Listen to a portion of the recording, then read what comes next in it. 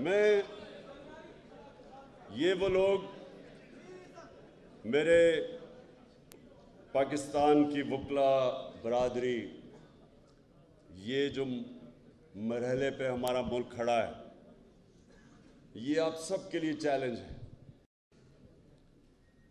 اللہ قرآن میں کہتا ہے کہ میں تمہارے ایمان کو بار بار مشکلوں سے آزماؤں گا، بار بار آزماؤں گا۔ وہ کیوں کہتا ہے؟ لا الہ الا اللہ محمد رسول اللہ پڑھا تو میں کہا جی میں مسلمان ہو گیا بس، لیکن وہ کہتا ہے میں تمہارے ایمان کو آزماؤں گا مشکلوں سے، تاکہ پتہ چلے کہ کتنے پانی میں ہیں۔ یہ ہے اب اس ملک کے لوگوں کی ایمان کی آزمائش۔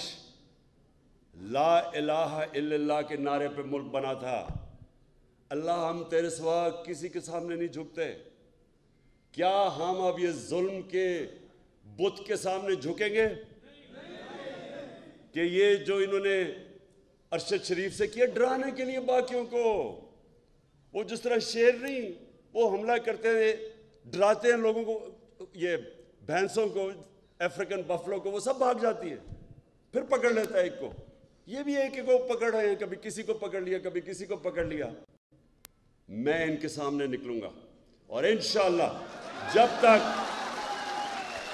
تک میں نے فیصلہ کیا ہے، میرا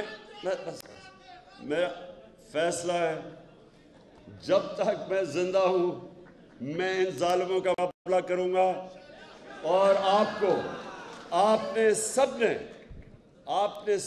اس میں شرکت کرنی ہے، کیونکہ یاد رکھیں اللہ نے نیوٹرل رہنے کی کسی کو اجازت نہیں دی، یا ایک طرف ہو یا دوسری طرف ہو، یا ان ڈاکوں کے ساتھ ہو اور یا راہ حق پہ چلو، ان کے سامنے کھڑے ہو۔